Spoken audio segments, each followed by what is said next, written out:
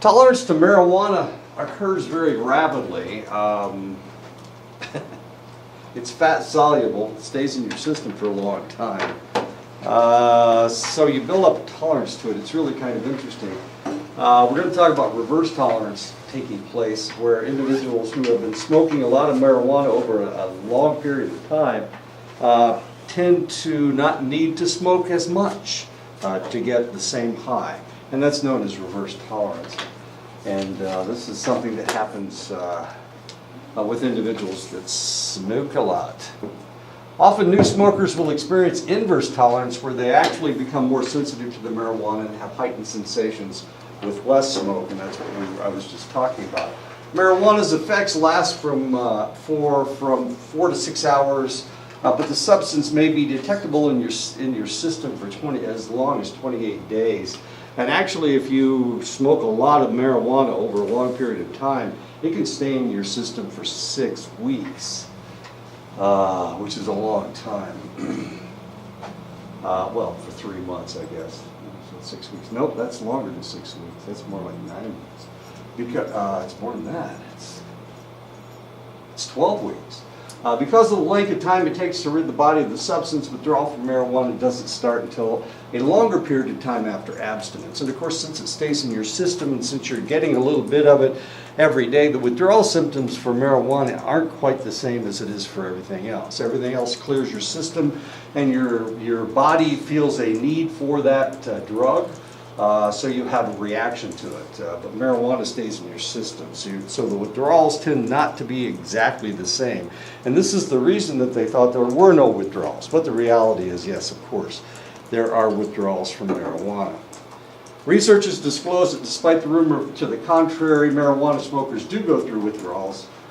Everyone will have a craving. Other symptoms include anger, irritability, anxiety, and or aggression. This is the reaction that we get when an individual isn't stoned. They are easily bored. They've got all kinds of interesting aches and pains. Remember, one of the things that marijuana does, it's an analgesic, so it takes away your pain. So these individuals tend to have pains. A lot of times have pains where they really don't have injuries. So they'll have aches and pains. So they may go through chills, depression, of course, because they're so giddy when they're stoned. Inability to concentrate. This is because they have affected their short-term memory.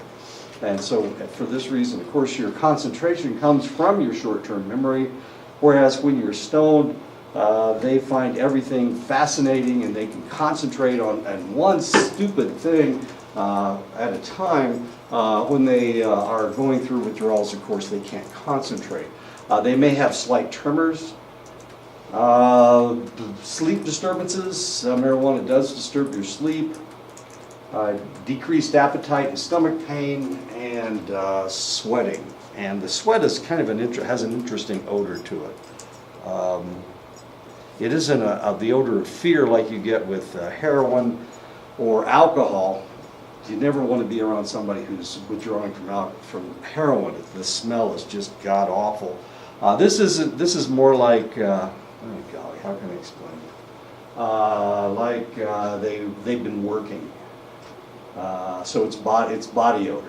That this type of sweat. It's copious, but it also has a very strong body odor smell.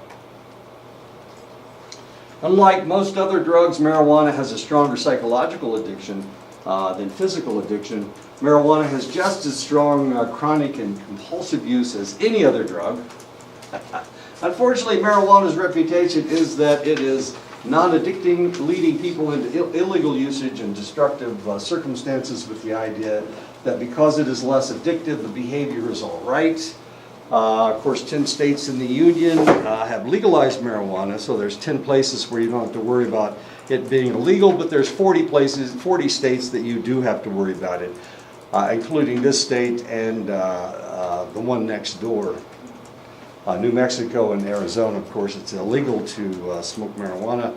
Colorado is legal, and California it's legal. I don't think it's legal in Nevada. It is legal in Nevada. It is illegal in Utah. Okay. It's legal in Oregon and Washington. Okay, so we're kind of surrounded by states where it's legal. Adolescents are very sensitive to peer pressure. People who smoke marijuana tend to hang around other people who smoke marijuana. These are the potheads in your school. Because this crowd has a more rebellious nature than, say, the chess club, drugs tended to be around for the cool people to try. And of course, this has to do with gateway drugs. In this way, tobacco, alcohol, and marijuana are gateway drugs to heavier drug use. Usually they go next to meth and then maybe the opiates. People who develop a pattern of use at an early age restructure their brain cells toward continued addictive use. And of course, this isn't good. You start smoking tobacco, of course, it's addictive. It's the most addictive substance we know. If you start smoking tobacco, then you may go to alcohol, then you may go to marijuana. It's possible not to use this as a gateway drug. It's possible. It's certainly possible. Just because you smoke marijuana doesn't mean you're going to try crystal meth or heroin. But the pattern is there, and we see it very frequently, especially with teenagers. Teenagers seem to be like lemmings. If one person changes the way they wear their clothes, then everybody changes the way they wear their clothes. If one person smokes pot, then lots of people smoke pot. Why did you start? Well, you know, Jimmy was doing it, and Jimmy's the coolest guy I know, so I decided I would do it too.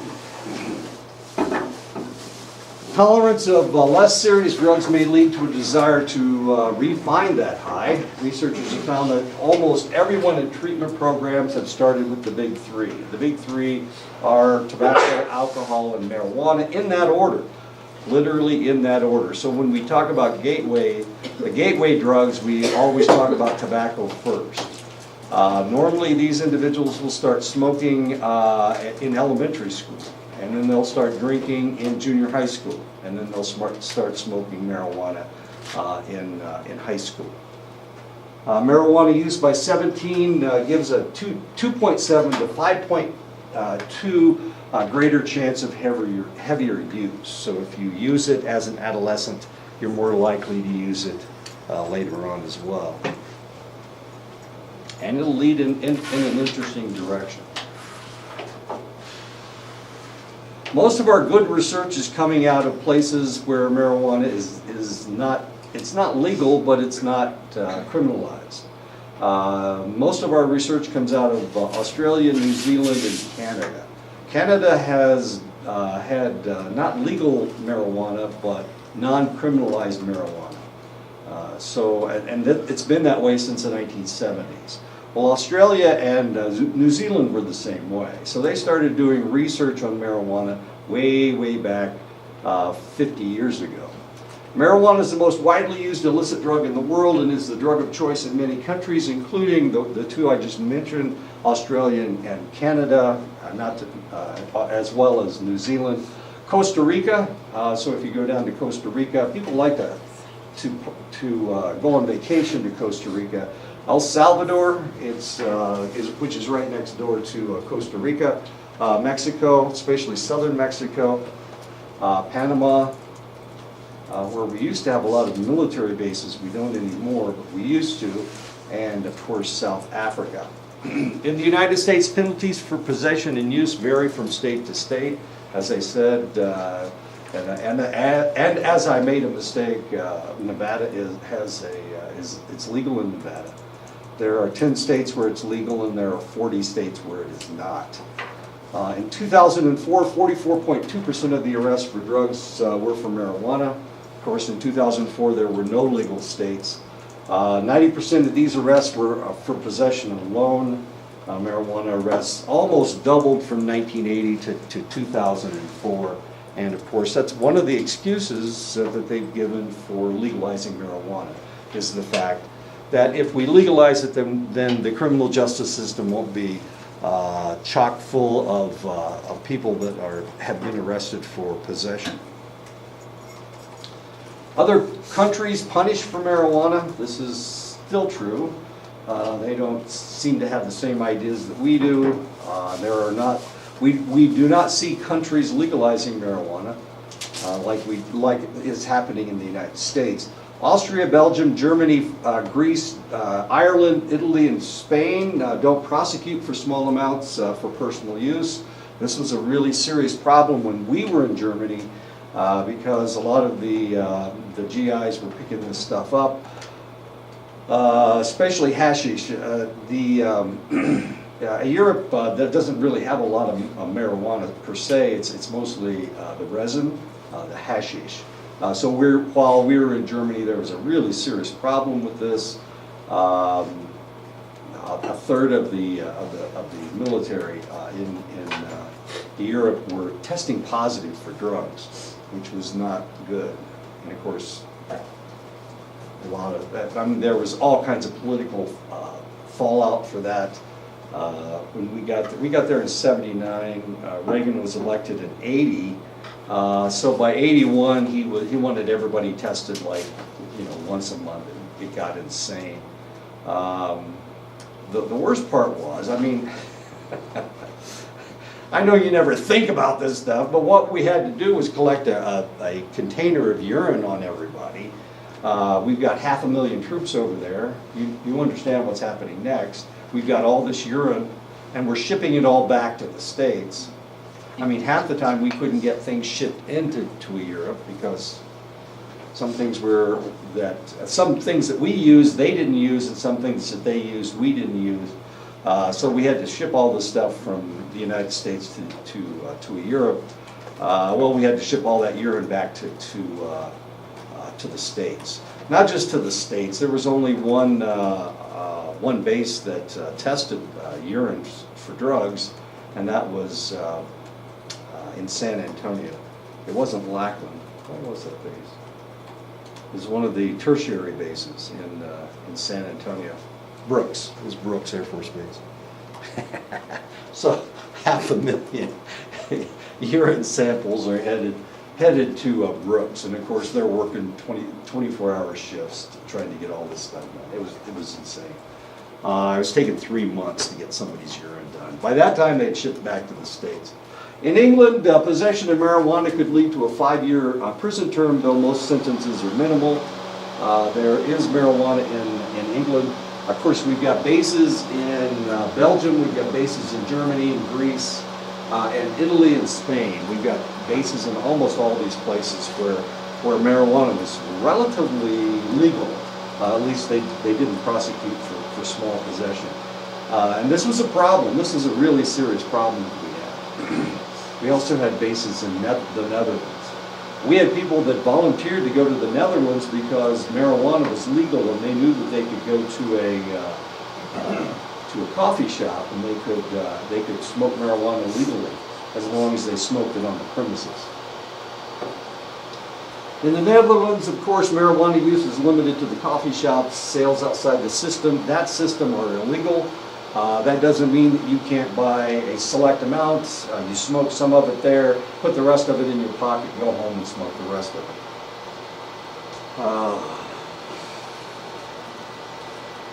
Strangely enough, I met my second wife again, and I was married to my third wife at the time, but I met my second wife again.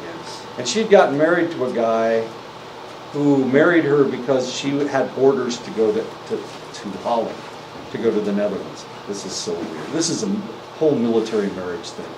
So she got married to this guy, and he married her so that he could go to the Netherlands with her and smoke pot legally. Well, it wasn't pot. It was hashish. So I met her again. As weird as that was strange. I almost had a heart attack when I saw her again, as you can imagine. I'm in Holland. Then what's the probability I'm going to see my second wife? But anyway, I did, and she was married to this really jackass of a guy who had married her just for the drugs. As stupid as that sounds. Anyway, that was it. I went there for a softball tournament. We went to Schusterberg. That's the base in Holland for a softball tournament, and she was running the NCO club, and that's where they had the pre-tournament feed, and there she was standing right there.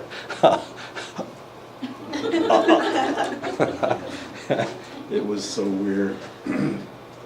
Anyway, I won't tell you any more about my sad life. Some countries have the death penalty for the possession of hard drugs, and hashish is considered a hard drug in many of these countries. Algeria, Indonesia, Iran, Malaysia, Singapore, Turkey, and Thailand. You don't want to get caught with hashish in any of these countries because potentially they will execute you, which is a little weird.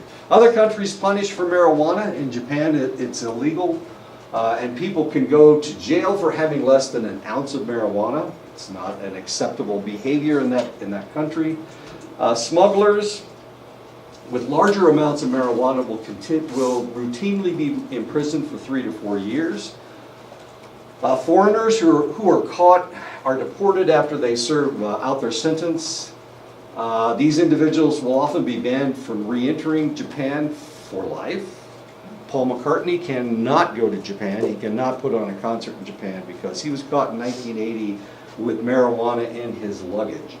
And because of that, he was immediately, his concert was canceled and he was immediately deported out of Japan. And he can't go back because he had marijuana in his luggage, despite the fact it's Sir Paul McCartney. Anyway, he can't go back. In India, an individual can be imprisoned for up to 10 years for smoking marijuana. In Venezuela, they have a minimum of 10-year prison sentence for use of marijuana. Of course, their country's in turmoil right now, so that's probably, there's a whole lot of craps going on over there anyway. People caught for reckless driving or after having an accident are frequently not only tested for alcohol, but other drugs as well to find out what's in their system. In the case of marijuana, there are some circumstances that make this information erroneous. If you're a heavy smoker, then you're going to have marijuana in your system.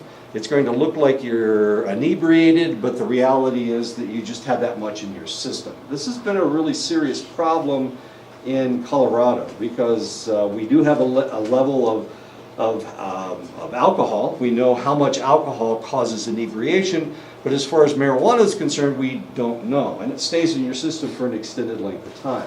Alcohol clears your system. We know how rapidly it clears your system. We've been looking at this for the last 100 years since we figured out how to measure alcohol in your blood, but we don't have a clue what to do about marijuana. Some of these individuals will have high levels of marijuana in their system, but the question is, are they stoned? Are they inebriated? And the answer is maybe yes, maybe no. It all depends on how much they smoke. It does stay in your system for weeks, but actually it only lasts for about 4 to 6 hours after you smoke. So the psychedelic effects, the inebriation is gone after 4 to 6 hours, but you will still have a lot in your system. Elimination rates often vary by individual because of fat content. The more fat you have in your body, the more marijuana, the more THC that you will maintain in your body. As we said before, it can take 3 months to get clear this stuff out of your system. So it's really difficult to tell whether the marijuana is causing a problem. There is little accurate data about how much marijuana in the system causes impairment. We're not exactly sure. We do have levels, and some of these levels, of course, probably don't have anything to do with inebriation. They have more to do with the fact that you had this in your system. There's often another drug in the system at the same time, especially alcohol. Alcohol and marijuana tend to have a synergistic effect. If you smoke, if you toke and you drink at the same time, then potentially you are going to have a relatively difficult time. It can knock you out. As I explained before, my son working at the bar in Denver, He had a difficult time. Sometimes individuals would be smoking outside, then they'd come in for a shot of tequila or whatever, and it would knock them out. It would make them unconscious. And of course, when somebody passes out in your bar, what do? You have to call the paramedics. And you have to call the cops. And of course, nobody wants to be arrested for passing out at a bar. But that's in essence what happens. They have to take them to the emergency room to make sure they're okay. Well, the research is fairly concrete when dealing with alcohol and impairment. For marijuana, it's not so simple. Statistics dealing with marijuana and traffic problems often involve polydrug use. 65% of heavy drinkers also use marijuana. So is it the alcohol or is it the marijuana is the question. People who drive under the influence of marijuana often are paranoid and drive too slowly for traffic. I think I told you the story. Maybe I didn't tell you the story. When I was in the service, they called me out. We had a fragile diabetic that had come in. So I threw my kids in the car and I jumped in the car and I headed out for the emergency room. The emergency room was about a mile away from where I lived.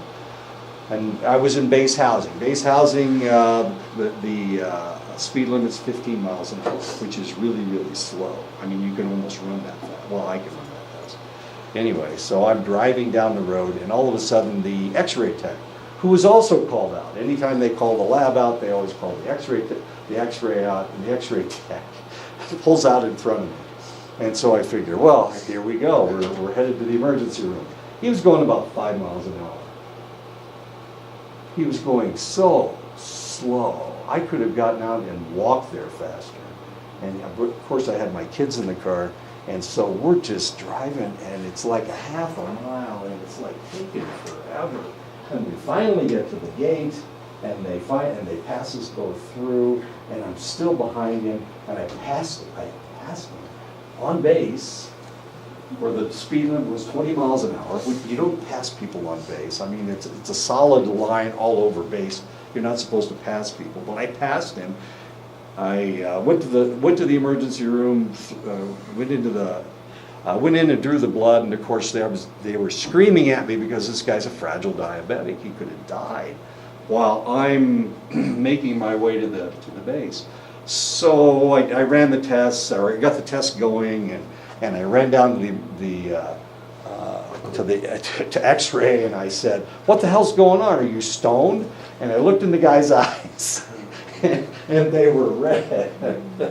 His eyes were bloodshot, and he was stoned out of his head. And that's why he was driving so slow. He thought he was driving the speed limit, and he was driving like 5 miles an hour. He was being really careful. At least he didn't wreck. And he thought that I was going to turn him in for it, but I didn't turn him in. But he put a hit out on me, so yeah. But obviously they didn't kill me. Anyway, he was the quarterback on our football team, and I was a receiver. Was he? Yeah, he was a quarterback. And after that, he wouldn't pass to me. He's also a really good basketball player, but that's neither. Anyway, so he was really slow. Research shows impaired driving for marijuana smokers up to 8 hours after smoking, and 60% failed 2.5 hours after smoking a moderate amount. So the reality is that after you smoke marijuana, you should not drive. French studies showed marijuana as a factor in 10% of the traffic accidents. A U.S. study showed marijuana as a factor in 4 to 14% of injury and fatal accidents. And of course, we've been watching this in Colorado. Colorado's laws are probably the most liberal of all 10 states. They're the most liberal. So we're watching Colorado to see if the number of traffic deaths go up. We're watching to see if their high school reading goes down, if the SATs go down in Colorado. We're trying to figure out what's going on and whether it's a detriment to everyone. Most drug urine tests place the cutoff for marijuana use at 50 nanograms per milliliter. Of course, this was my job when I was in the service. Even in Germany, we weren't able to detect marijuana. This is relatively new. The problem that we had before, we could detect THC, but THC also looks like oregano. It also looks like catnip. So we were getting false positives with all kinds of interest, practically anything like pepper, black pepper. It was just so weird. So it took until the 1990s before we had a test that where we could actually measure marijuana. For long-term smokers of marijuana, this amount of drug could be found in their system as long as 3 weeks after the last use, 50 nanograms per milliliter. It would take a total of 6 weeks for a heavy smoker to test completely negative, and that's what I was talking about before. First-time or infrequent users should be able to test negative after about 24 to 48 hours after use. This is really important. My son used to work in a bar where people would smoke marijuana. He had contact. He didn't get contact high. That's not what I'm talking about. But he was getting secondhand smoke, and he was afraid that and he was looking for another job. But they always drug tested him before they would give you your job. He was also trying to get a job with the federal government. So he was afraid that he would have a positive test from being in the same room or the same large area with people that were smoking marijuana. But the reality is, since he didn't smoke at all, it probably would have cleared his system fairly quickly anyway, 24 to 48 hours. The Olympic Committee sets a cutoff negative at 15 nanograms per milliliter. What is inebriation? We don't have a level. We just do not have a level. Marijuana and its extracts have been used medicinally since the beginning of recorded history. As a muscle relaxant, of course, this was in China and in India. As a muscle relaxant, as an analgesic, or as a painkiller, as an appetite stimulant, to control spasms and convulsions, to calm anxiety, to treat asthma, to treat jaundice, beriberi, and ague, to stimulate childbirth, to relieve coughs, to treat withdrawal from opiates and alcohol, and as an antibiotic. Modern medicine uses marijuana or its derivatives to treat glaucoma. I have a brother with glaucoma. He wants me to have glaucoma too. He thinks everything's genetic. So since he has a problem, he wants me to have a problem too. He's also hypersensitive to caffeine, and he wants me to be hypersensitive to caffeine, but I'm not. Sorry, I guess we got different genes or something. We look alike, which is weird, because genetically we're like direct opposites. But he has glaucoma, so he has to put the drops in his eyes every morning. Nausea and pain, of course, it works on nausea and pain. To subdue uncontrolled movements in cases of individuals with multiple sclerosis. To stimulate weight gain for wasting illnesses such as cancer and AIDS. Unfortunately, abuses of the system have led to limitations on acceptance of marijuana for medicinal purposes. While I was living in Montana, we had to vote as to whether we would allow medical marijuana. And the vote was 60 to 40. I voted against it, but there were a lot of people that voted for it. They estimated that there would be, what was it? 40,000? No, that's not right. 14,000. 14,000 people that would need it in the state. As it turned out, 140,000 people used medical marijuana in Montana. Does that mean that there's that many people with pain? No, there's that many doctors that will sign people up to get medical marijuana. All you have to do is say, I've got back pains, I've got a headache, I've got chronic headaches, and I need marijuana to combat this. So initially we thought it was only going to be a small amount of people, a small percentage of the population of the state, and it turned out that all these crazy doctors came in from California and going, dude, is there any problem you got? Here they were signing everybody up for medical marijuana, and they got 140,000 out of 900,000 people. 140,000 need medical marijuana. As miraculous as that is. Marijuana and its derivatives contain THC, have been incorporated into select pharmaceuticals. Dronabinol or Marinol and Sesamet are medications containing THC that can be given to individuals for nausea and pain control. My sister was dying of cancer, and they gave her Dronabinol. It's a cannabinoid. It has THC in it. They gave it to her. They kept giving it to her, and she kept saying, "I don't want it. I'd rather be in pain. It makes me feel loopy," is what she said. Makes her feel goofy. She doesn't like feeling goofy. She was a lawyer. You know how lawyers don't like feeling goofy. Anyway, but they kept giving it to her, so she kept throwing it in her refrigerator. My sister died, and my parents ran over to her house to get rid of all this stuff because it's THC. I mean, it was marketable, certainly. So they ran over to her house to flush it down the toilet.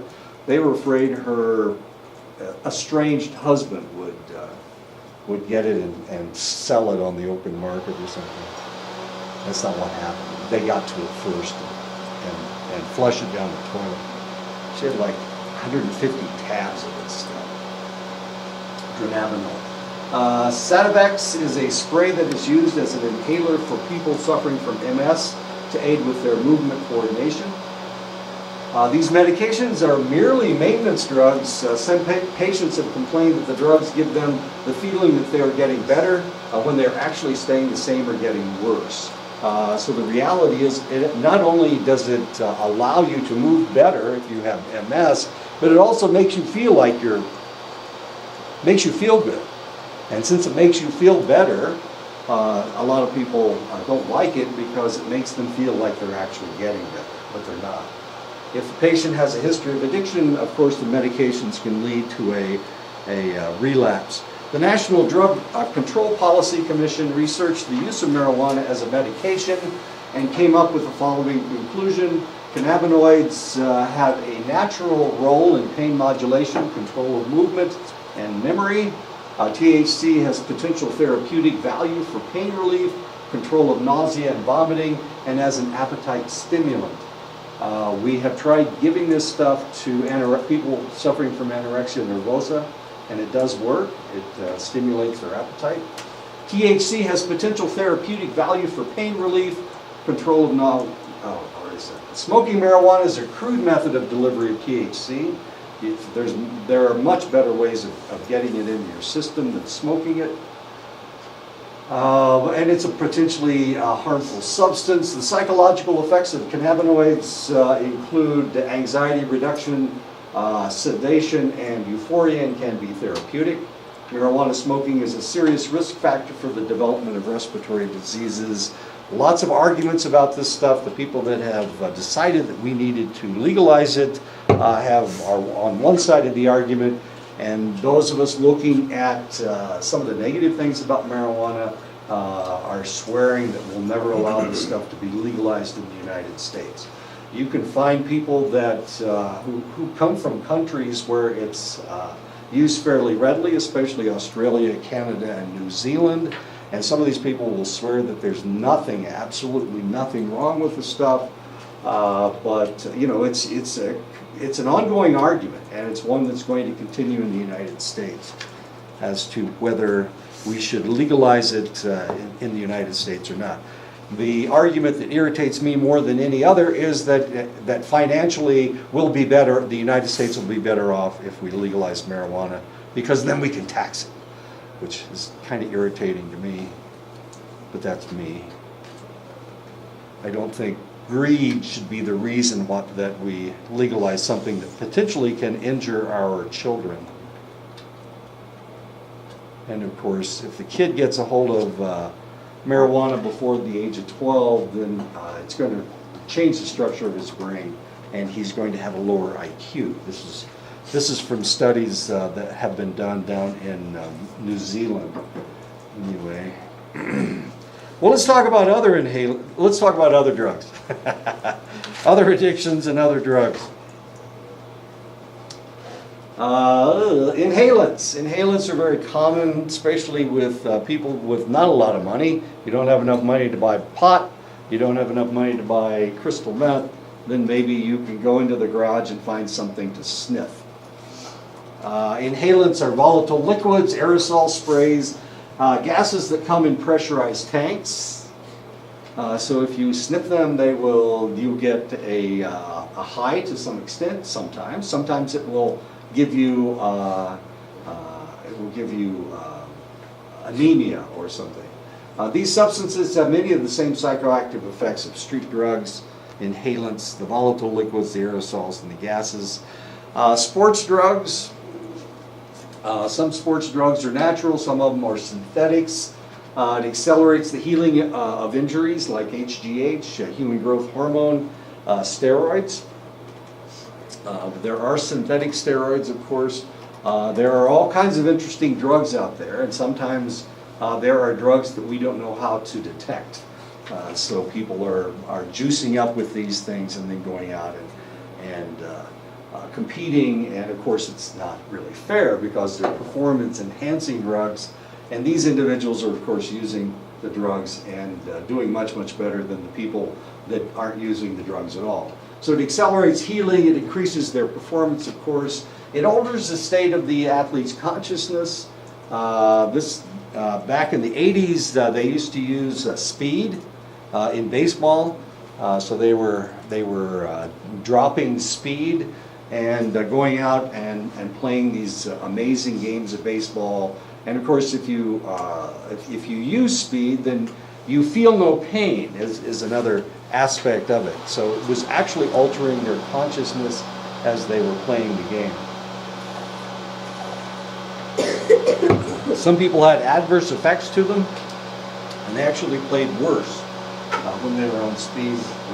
We'll go into that later. There are drugs that are hard to classify. There are animal extracts, herbal preparations, smart drugs and drinks, and nootropics, herbal preparations. Barry Bonds was an individual that has been accused of using steroids. He thought, well, at least this is, I remember reading a Sports Illustrated article where he was talking about he would go in and they would test him to find out if all of his minerals, he plays ball every day, he lifts weights a lot, so he's depleting the nutrients in his body, and he would go in and they would test him and find out if he needed linseed oil or if he needed more selenium or whatever, and then they would give him what he needed. So these herbal preparations he thought he was using, or at least that's what he said at the time. Whether he knew he was using steroids or not, we're not exactly sure. Well, we can't say that he did know that he was using it, since he testified that he didn't.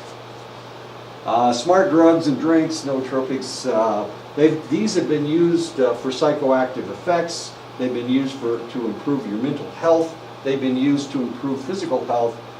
In Germany, if you're depressed, then you don't take Prozac, you take St. John's wort.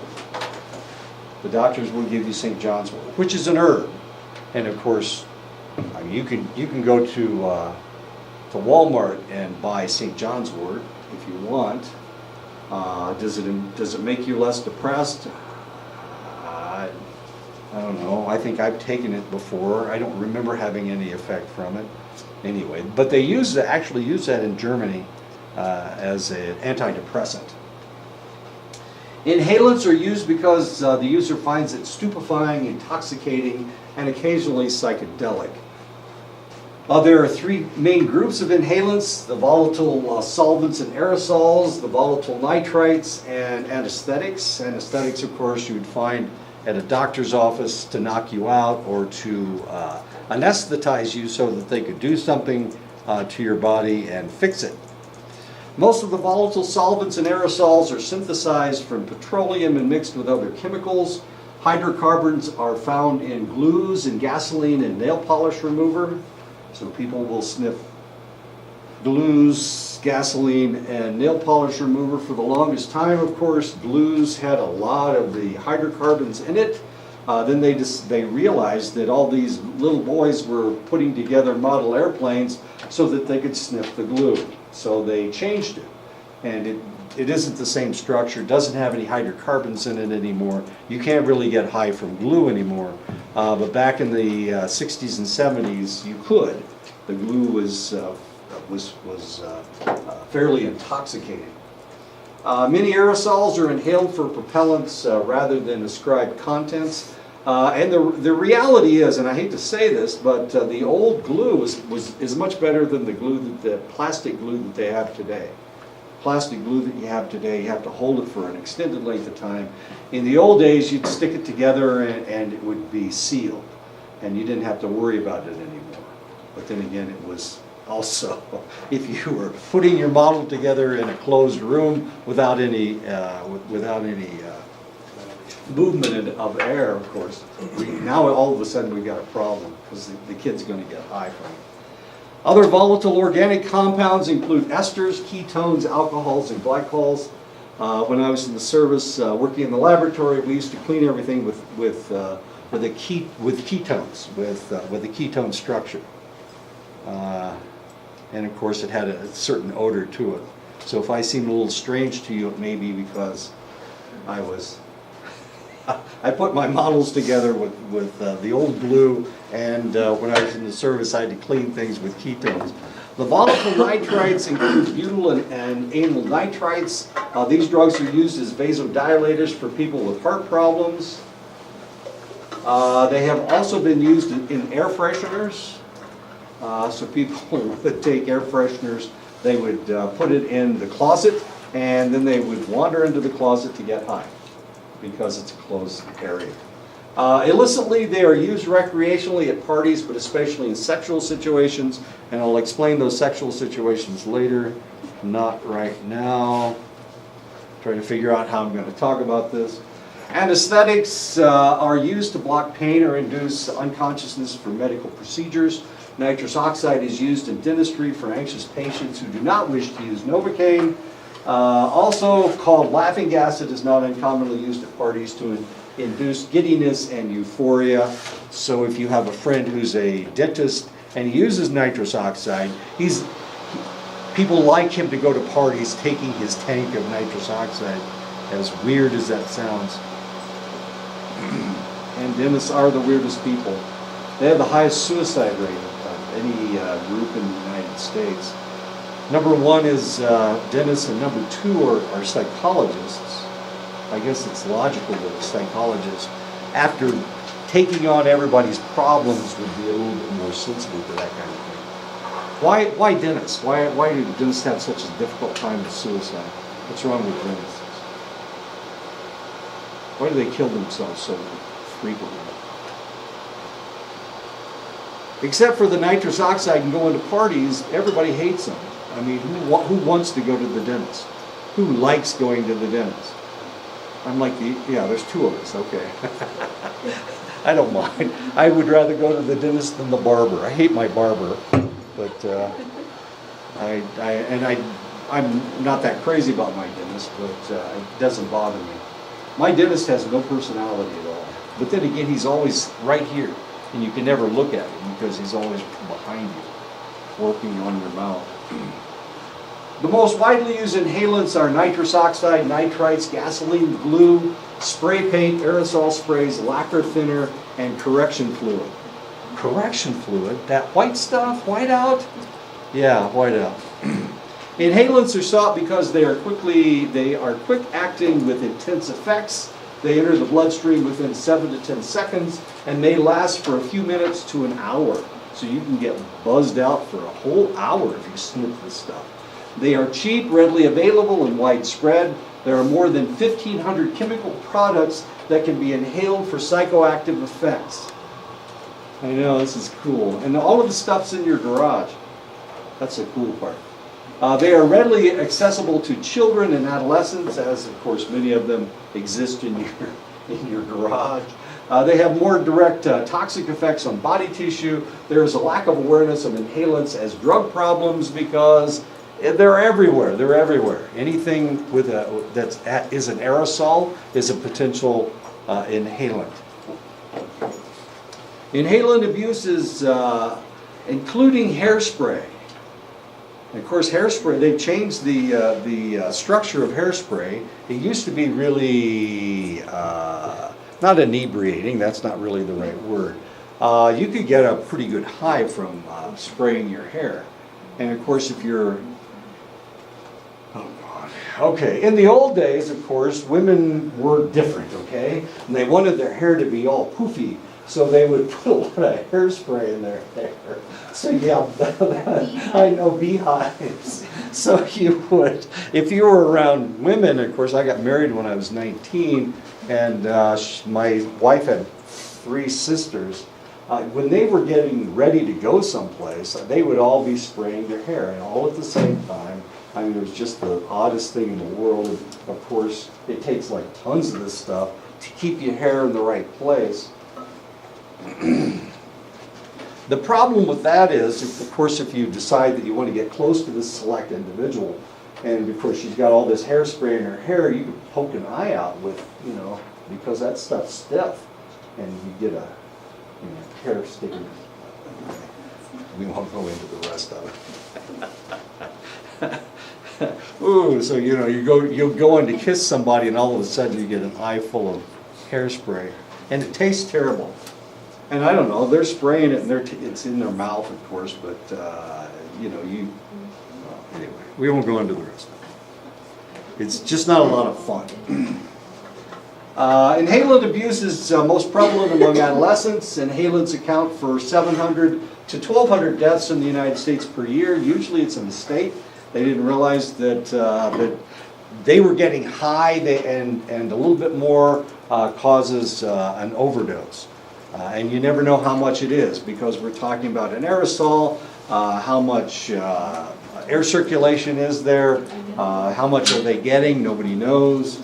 This is a worldwide problem, as cheap highs are sought by the young, the poor, street children, recent migrants to cities, indigenous peoples, and children of parents who work at home with volatile chemicals. And there are a lot of nasty chemicals out there. The inhalants of choice in many poor countries is gasoline because of its availability. If you ever use gasoline, don't use it in a closed area. It's highly explosive. And of course, the fumes are just as explosive as the gasoline is. So unless you've got pretty good circulation, potentially you could cause an explosion. But you could also get high from it. Inhalants are most likely abused by 12 to 17-year-olds, and more females than males. This problem was especially serious in the 1990s, but has since dissipated. American Indian and white adolescents are more likely to use inhalants than blacks or Asians. And that's because they live in rural areas more than blacks and Asians. There are 7 methods of using. One is sniffing, breathing in the inhalant through the nose directly from the container. Puffing, soaking material and putting the material over the mouth and nose. Bagging, soaking material and placing the material in a bag to be inhaled through the nose or mouth. Spraying the inhalant directly into the nose or mouth. Balloons and crackers, puncturing a can of inhalant and capturing it in a balloon for inhaling. Masking, spraying an aerosol in a bag and then putting the bag over the head, or just putting it on your clothing. This used to happen all the time when I was working in the emergency room. You go in somebody's room and you go, wow, that's a really strong smell. Have you been working with, have you been working with glue? Have you been working with gasoline? What in the world's going on? That's a really strong smell. And what they would do, they'd soak their clothes in this stuff, and then they would sniff it from time to time. They would sniff their clothes and get themselves stoned. And of course, we'd have to strip them down because we'd have to get rid of this stuff. It was, emergency rooms are always closed systems, so if you go in that room, it's got all that aerosol, all that inhalant is in the room, and we'd have to take it out, and sometimes it was explosive. So we would throw it away, but sometimes it would create a fire because we would put it in the dumpster with something else that was relatively volatile, and we'd all of a sudden have a dumpster fire. So you had to be really careful what you did. Sometimes we'd bag this stuff up, but that was even more dangerous because then it became explosive, and that bag became explosive. So we had to be really careful with all this stuff.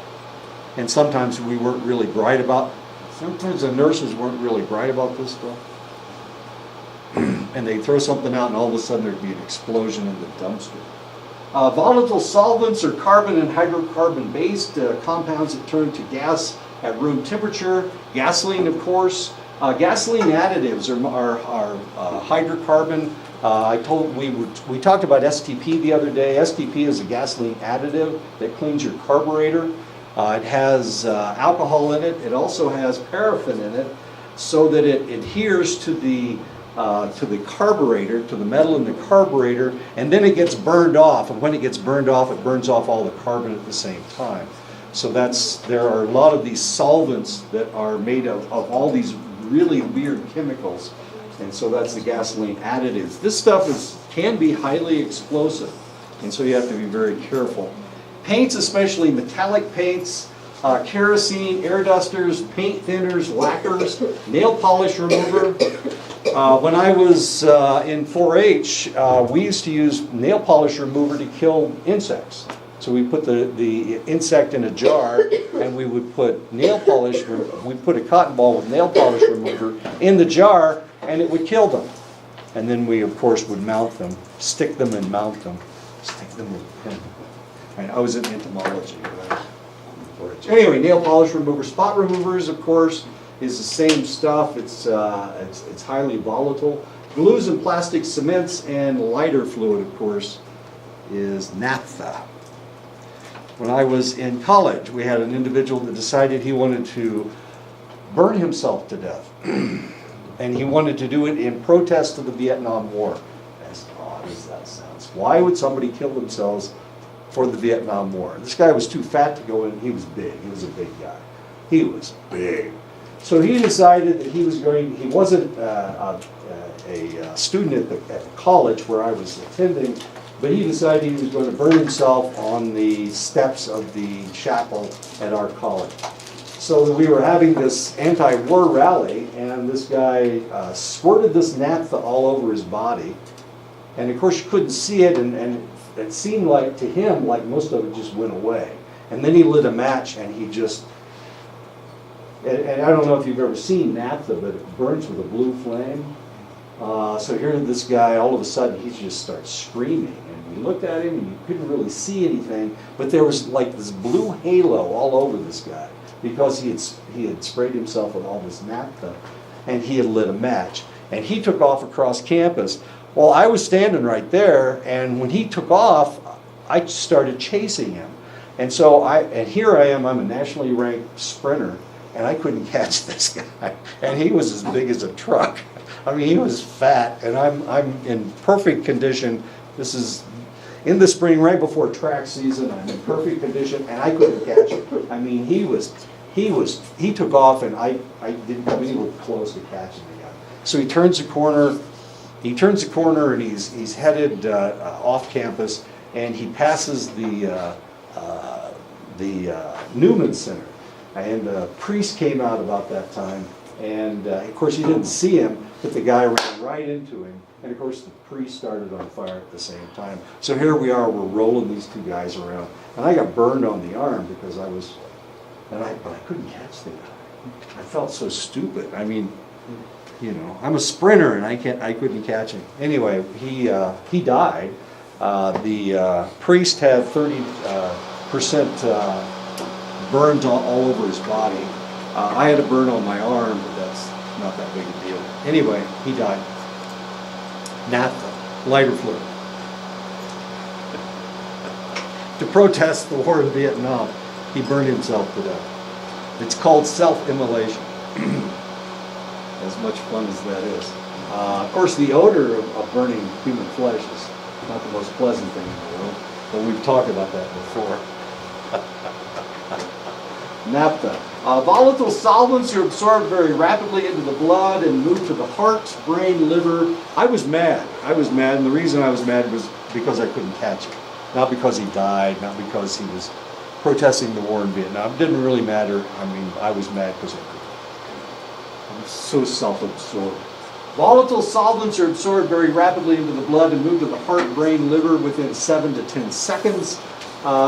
Gives you temporary stimulation. It elevates your mood, makes you feel inebriated. It reduces your inhibitions, and it makes you impulsive. It gives you excitement. You become a little bit irritable. It can make you dizzy. It can slur your speech. Gives you an unsteady gait, and it may make you drowsy depending on what the solvent is. These inhalants are exhaled by the lungs and excreted by the kidneys. You can smell this stuff on these people for an extended length of time. And hopefully it's excreted through the kidneys. But sometimes it stays in your system. Sometimes it'll blow the liver out. It'll destroy the liver. Sometimes it destroys the kidneys. So you have to be really careful about this stuff. This is one of the reasons why people like these construction workers who work with solvents all the time, they have to make sure that they're not breathing too much of this stuff. It's one of the reasons why when they use solvents, they have to use a mask. Or sometimes they'll use a breather because they don't want to get any of this stuff in their system. Potentially it can cause all kinds of interesting problems. And as we know, some of these kids are just using this stuff to get high. But it can kill them. It can destroy their livers. It can destroy their kidneys.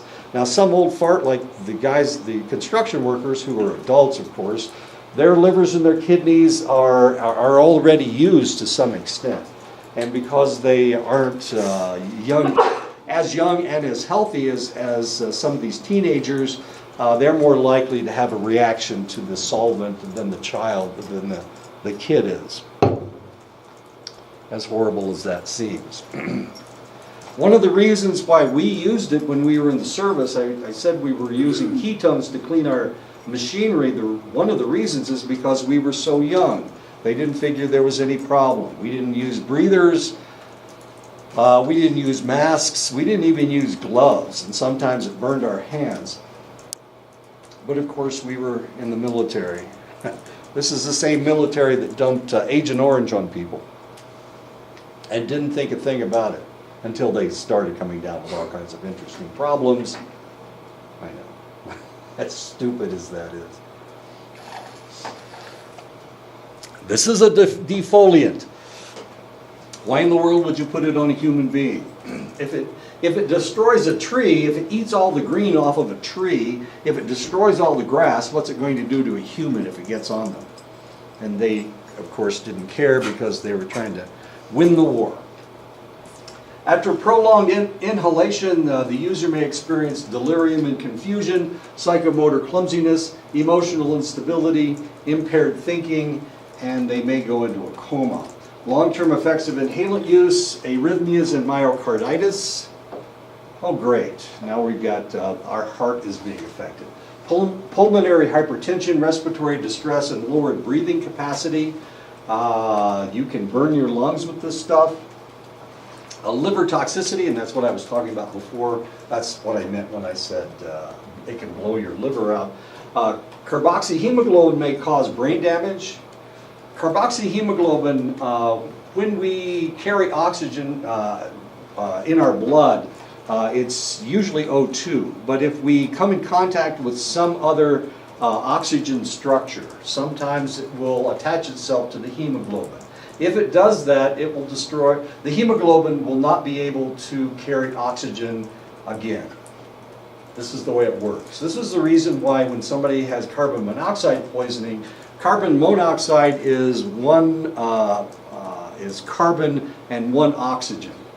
That's what carbon monoxide is. It has a stronger affinity for hemoglobin than oxygen does. So if there's carbon monoxide in the air, then you are going to breathe that. It's going to have an effect on you more than the oxygen is. And this is one of the reasons why people die of carbon monoxide poisoning. It's not because there's no oxygen in the room. It's because the human body has an affinity, or the hemoglobin has an affinity for carbon monoxide. And it will attach to that, and then that red cell is gone forever. that red cell will never ever be able to carry oxygen again. And that's what happens. So it doesn't take a lot of carbon monoxide in the air to kill somebody, unfortunately.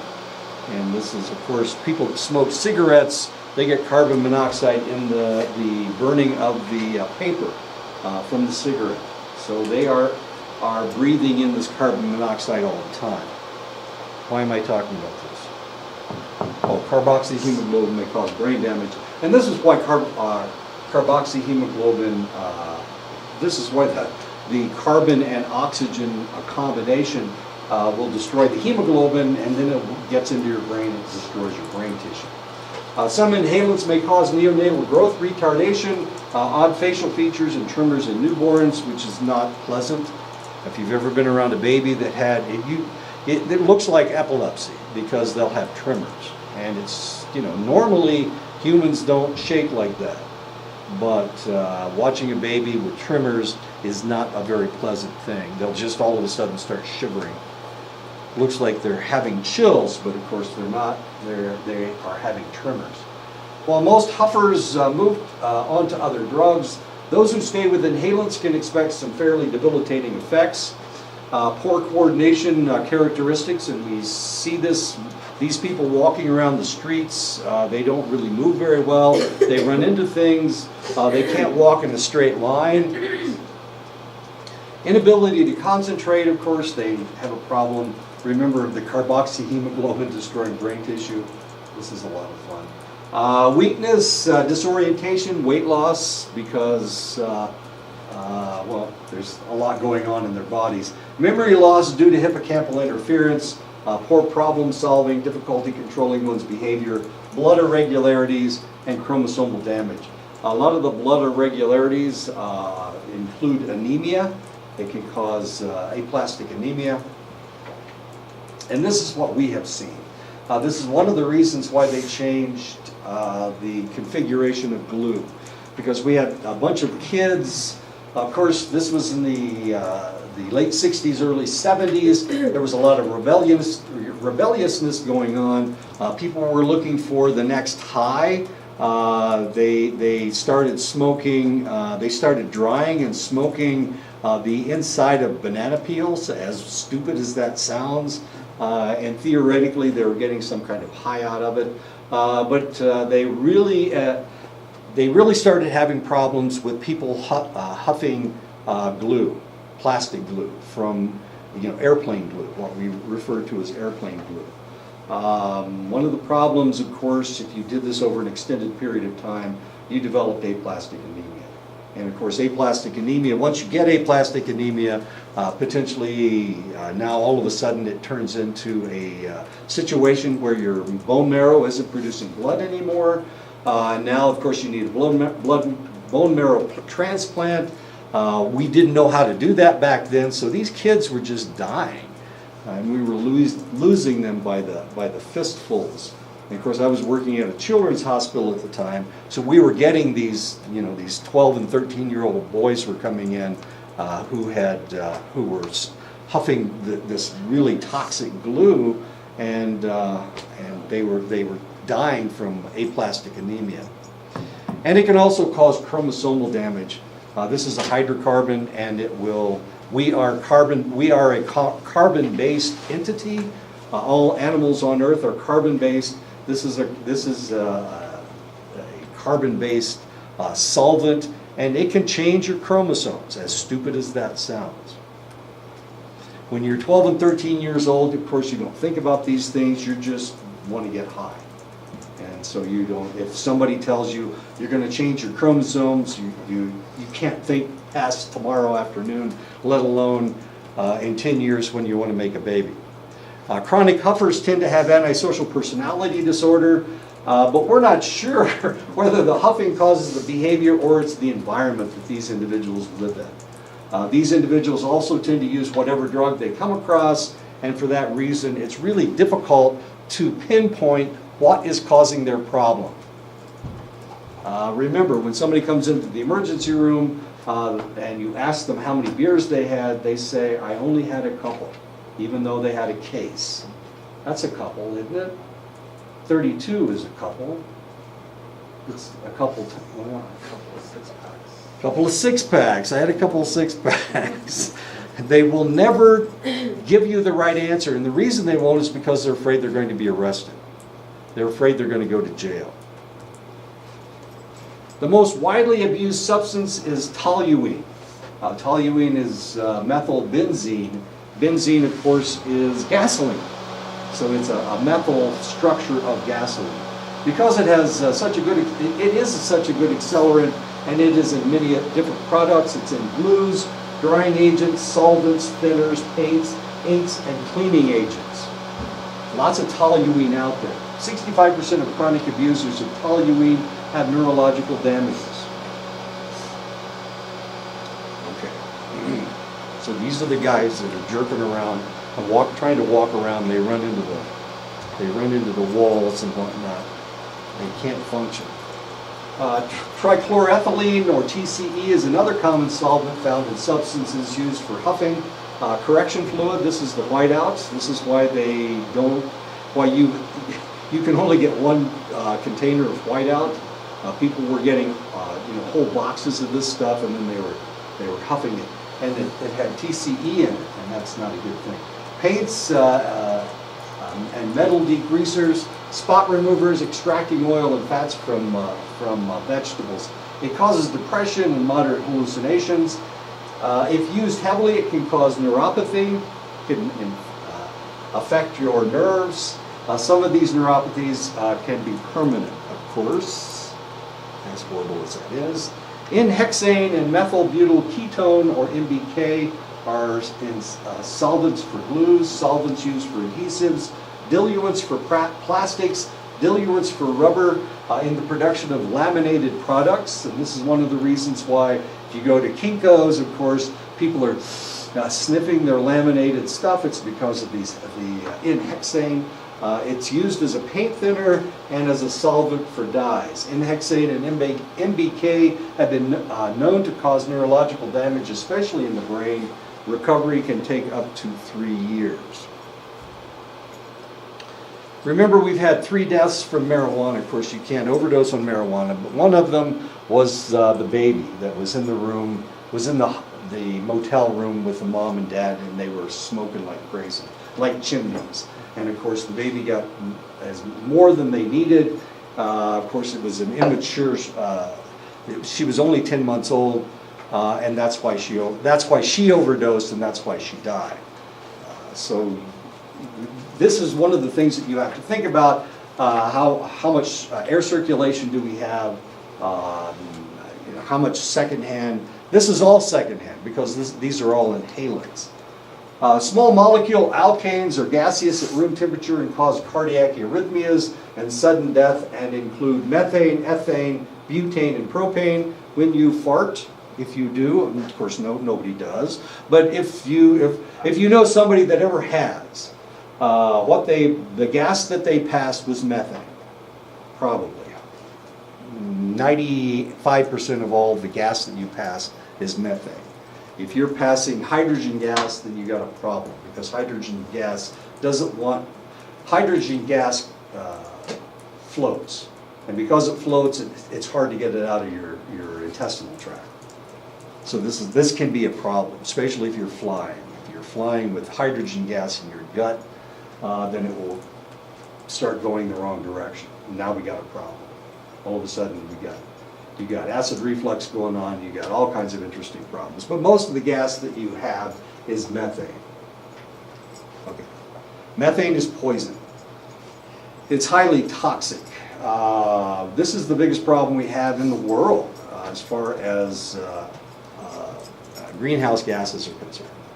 They talk about the carbon gases, well, it's methane. Cows, when they eat any vegetable matter, they produce methane. And of course, they do pass a lot of gas. But when they defecate, of course, the feces sits and it creates more methane.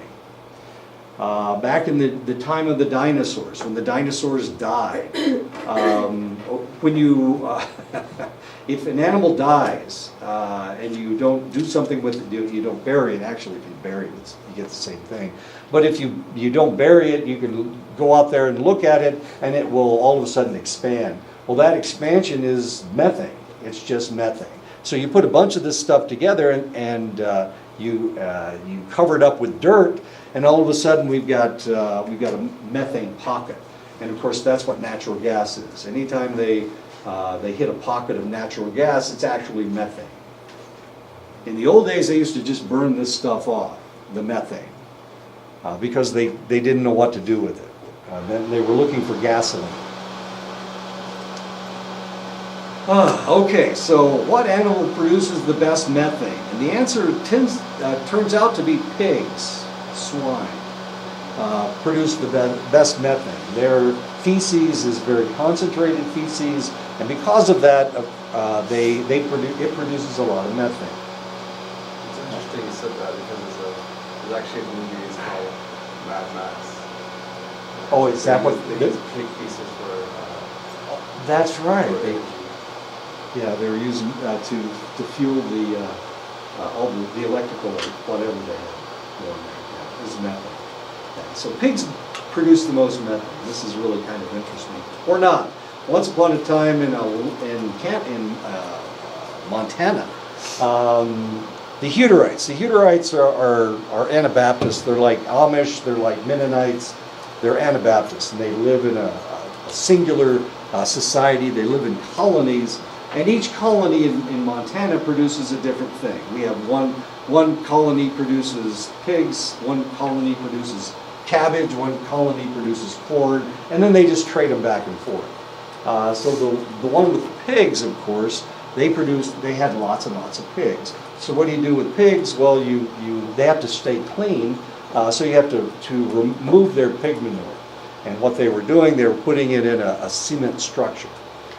And it was down below the ground, and so they would scrape this stuff in there, and every once in a while they would go in with a backhoe and shovel the stuff out and use it for fertilizer. It's great fertilizer, but they were keeping it in this cement structure. Now the problem with methane is it doesn't float; it just stays there. It doesn't dissipate in the air. It just stays there. So it doesn't go up.